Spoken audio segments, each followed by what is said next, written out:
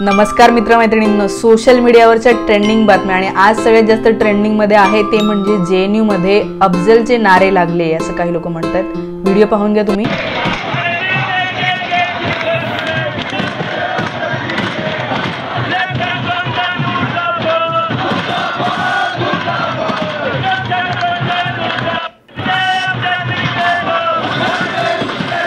हा जो व्हिडिओ पाहिला होता एका व्यक्तीने टाकलाय की अफजलचे नारे लागले। खरं म्हणजे इथे ABVP चे झेंडे तुम्हाला दिसत आहेत। तर हे ABVP च्या गटाच्या लोकांनी अखिल भारतीय विद्यार्थी परिषद वाल्या गटाने दिलेले नारे आहेत आणि ते नारे असं जिस घर से अफजल निकलेगा उस घर में जाके मारेंगे वगैरे अशा प्रकारचे ते नारे होते।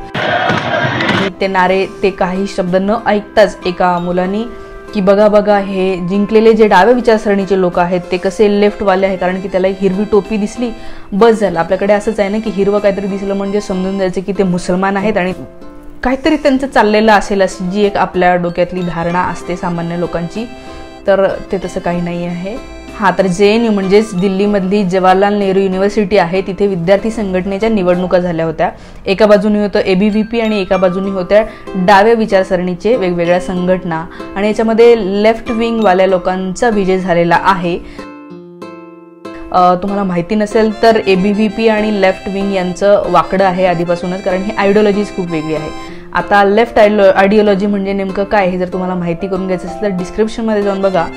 पण डाव्या विचारांचे लोक म्हणजेच मार्क्सला मानणारे लोक जसे की भगत सिंग, मार्क्स, लेनिन या लोकांना खूप मानायचे। कामगार लोकांचा विकास झाला पाहिजे, सगळ्यांना इक्वल अपॉर्च्युनिटी मिळाली पाहिजे, अशा सगळ्या आपण ज्याला म्हणूया की अत्यंत जस्टिस या गोष्टीचा विचार करणारे ते लोक आहे। आणि एकीकडे होते ABVP म्हणजे ज्यांना फक्त धर्म नावाची गोष्ट खूप जास्त महत्त्वाची वाटते। ते ह्या दोघांपैकी या विंगचा झालेला विजय हा काँग्रेसमध्ये लोक खूप खुश झालेले आहेत, कारण त्यांना हे दिसायला लागलेलं आहे की कुठेतरी राईट विंग वाल्या लोकांचा पाडाव होतो।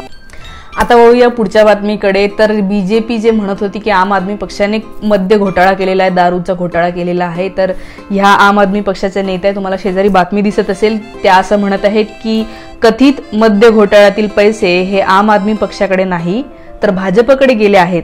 त्यामुळे मी पंतप्रधान मोदी यांना आव्हान देते की त्यांनी भाजप पक्षाला मुख्य आरोपी करावे आणि ईडीने भाजपचे राष्ट्रीय अध्यक्ष नड्डा यांना अटक करावी। म्हणजे थोडक्यात ते आपवर पलटलेला डाव BJPवर पलटवत आहेत। त्यांनी तसे पुरावे सुद्धा दिलेले आहेत की जे BJP म्हणत होतं की आपला या व्यक्तीने पैसे दिलेले आहेत, तर त्या व्यक्तीने आपला पैसे नाही दिलेले, त्या व्यक्तीने BJPला पैसे दिलेले आहेत। तर आता ही जी काही अरविंद केजरीवालची केस आहे ती एकदम वेगळ्या मोडवर आलेली आहे। बघूया पुढे काय होतंय, पण सध्या तरी हे आहे।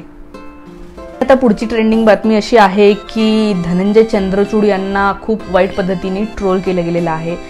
पहिल्यांदाच असं होतं की चीफ जस्टिस ऑफ इंडियाला इतक्या घाणेरड्या पद्धतीने भारतामध्ये ट्रोल केलं जातं, याच्या आधी असं कधीही नव्हतं होत। कारण चीफ जस्टिस ऑफ इंडिया हे काही राजकीय पद नाही आहे, काहीतरी कॅलिबर आहे म्हणून ती व्यक्ती तिथे आहे, त्या व्यक्तीने केलेलं काम आहे। आणि चीफ जस्टिस ऑफ इंडिया ते असं म्हणतात की मी फक्त खुर्चीवरून थोडासा हललो होतो कारण माझ्या पाठीमध्ये त्रास व्हायला लागला होता। तर तो व्हिडिओ लोकांनी वाईट पद्धतीने शेअर केला आणि असं सांगितलेलं आहे की हे हिअरिंग चालू असतानाच उठून निघून गेले वगैरे, तर तसे ते बिलकुल नव्हते। ते जरा असे उठले आणि थोडीशी त्यांनी पोझिशन स्वतःची बदलली असं झालं होतं। खरं तर आज भारतामध्ये जी लोकशाही थोडीफार टिकून आहे ती या एकमेव या माणसामुळे टिकून आहे, धनंजय चंद्रचूड।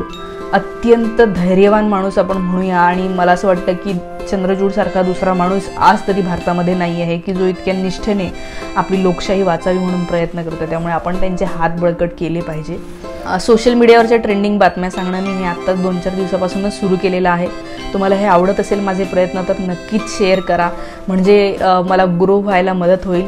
आणि तुम्हाला नेमकं या सगळ्या घडामोडीविषयी काय वाटतं मला कमेंटमध्ये नक्की सांगा।